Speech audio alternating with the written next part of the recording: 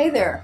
We're back again, and today, boys and girls, we are, that's what I Gods say. and goddesses. That's what I say to my students. Yeah. And we're going to talk about many things, and we were talking about poetry, and you said you have this particular poem that you love. Well, I was walking down the street with Rumi today, and some friends down the street have a poetry box outside their house, and very nicely every week she puts a great poem outside this for free, and I think that's a lovely it's so thing sweet. to do. Yeah, she's a lovely person, and today she had Ellen Bass, and Ellen was, I had a poetry anthology that I did in the 70s called Networks, and Ellen was the first poet I ever published. Ellen or Alan? Ellen Bass. Okay. And she also wrote Our Bodies Ourselves and some other really wonderful books, and she's a great poet. And this poem just made me laugh and think and sit back. And so I read it to Dorothy, and she agreed that we should read it out loud and see where you all go with it.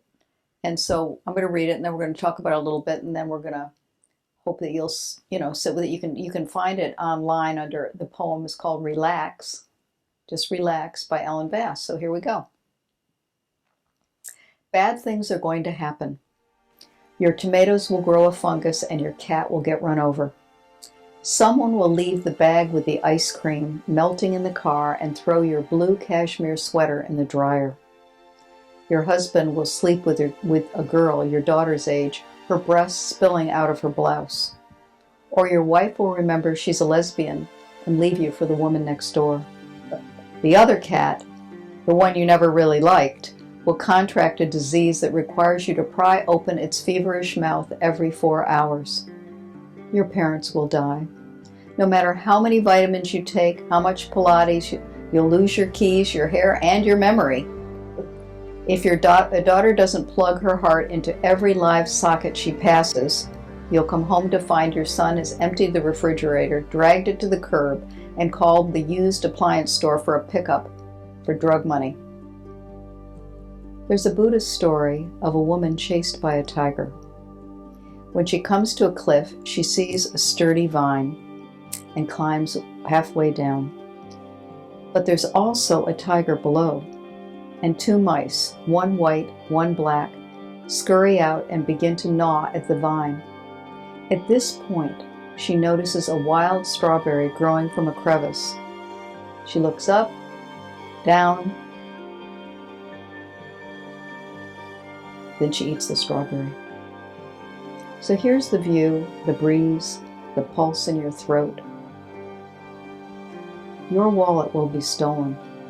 You'll get fat, slip on the bathroom tiles of a foreign hotel and crack your hip. You'll be lonely. Oh, taste how sweet and tart the red juice is, how the tiny seeds crunch between your teeth. I love that, don't you? I do.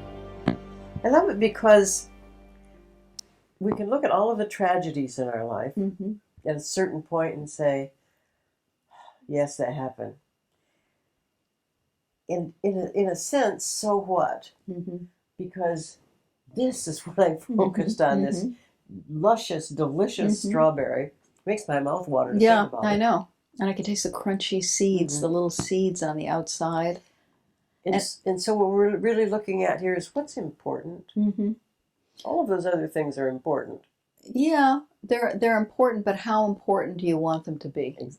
And how long do you want to stay there? Oh, that's the question. That's the question. Sometimes I'll say to clients, I know you're feeling all of this, and I feel compassion that you're feeling this on the path you've chosen, but aren't you sick of it? And they'll say, I'm so sick of it. And then it stops. For a brief period of time, it'll just stop. It stops when you eat the strawberry. That's right. I mean, metaphorically speaking. Yeah, well, even I could eat some strawberries. Strawberries right now. Yeah, I could. What is a strawberry for you that takes you out of the challenges? I think, in essence, focusing on what's sweet in life, the sweetness of life, and there's so much of it. Name something.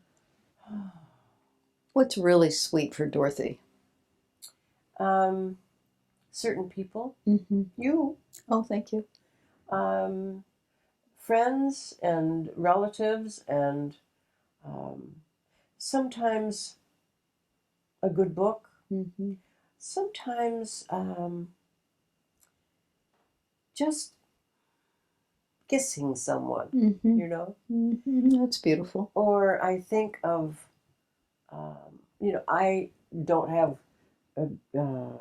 blood-related grandchildren, but I think of my nieces and nephews and their children, and I think of um, uh, Hal, the man in my life for 42 years. All of his children and grandchildren Wow. are so dear to me, Mm-hmm. and that's the sweetness of life, Mm-hmm. you know? Mm-hmm. That's beautiful. And all of the other things I've experienced Mm-hmm. and will experience, Mm-hmm. except about the part of getting fat or losing That's my. funny. That's when I've read this poem to other people, they always say, I just don't like the fat thing. Get the fat thing out of there. Well, I mean, there's always something, isn't there? Yeah. But I Well, do. that's the point. I know. There's always always something. something. What do you want to do with that, and how long do you want to stay there? And what do you want to focus on? Right. That's really what that's about. Yeah. What is it you want to focus on? Yeah, it's very Zen. It's a very Yes. Zen poem It in a is. way. It's so real. And then you have that moment of glory. Exactly. And which do you choose? And you're always, and I say this so many times to clients, that you're always, every second of your life, you're at a moment of choice. Yep. I know Locke will say to me, my husband will say to me sometimes, if I'm in a mood, a Scorpio mood, he'll say, your very next thought could be just darling and fun and kind. Oh, isn't he the one? Yeah, and I feel like going, but I don't. but he's right. Let me wallow in it. Yeah, leave me alone and let me have my upset. No, and he's so right, that way. It's so simple. Once you flip that thought, if you're willing to do it, I think it's breaking the trance. And again. It is breaking the trance, and it's an old. We can have old habits of worrying, of focusing only on what we really don't want to happen, and we miss the moment. We miss the strawberry. Mm-hmm. The strawberry. It's so true. Yeah, and you think of what do you want your life to be? Fields of strawberries. So that when those moments do come that are harsh and grieving and loss comes in and all of that, and we gain 20 pounds or whatever. Why did you say 20? What made you say that? Now, not everything's about you, Dorothy. You mean it isn't? No, I mean, it's just, these things that we give such power to them, and they are powerful often. But then there's that moment where you just say, how much am I going to give to this? How much?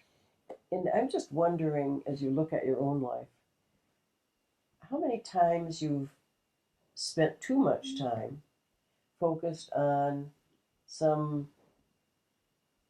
experience, something that happened, or worrying about that something that could happen, and you forget the strawberry. Yeah, and that word stuck. I have people come in and say, I'm so lost. Stuck. I'm so stuck. We have to be vigilant about the words we choose that create the thought and the emotion that goes with it, or vice versa. And then we have to be willing to delete it as quickly as possible. And when I start to feel myself go down the rabbit hole a little bit about something, like I'll be watching something political that's going on right now, and I'll feel myself just going, oh my God, whatever. Then I say to myself, yeah, do you want to go down there, or do you want to just stay in a place of love and kindness and balance? Do you want to be balanced amidst the chaos, or do you want to be part of the chaos? Which do you want? And it's a walk. It's a practice. It is absolutely. Because it's so much easier to jump into the fire than to get back out and just notice what's going on. Yeah. I think it's so important to understand that you're always at a moment of choice. You can choose that, and it's chaotic, Mm-hmm. or you can choose the strawberry of life. And that's the noticing. That's With simply with noticing. tigers around her and mice eating what's going on, she noticed the strawberry. Good for you. Mm-hmm. I want to notice all the strawberries, Me don't too. you? Yeah. What are some of your strawberries? What can you? What a good question. Yeah. What can you think of that will bring you into a state of balance and peace and knowing how loved you are and cared about you are, so that you can take that out into the world? We'll be talking more about that. We will. Sooner or later. Yeah, sooner, I bet. See you soon. See you soon.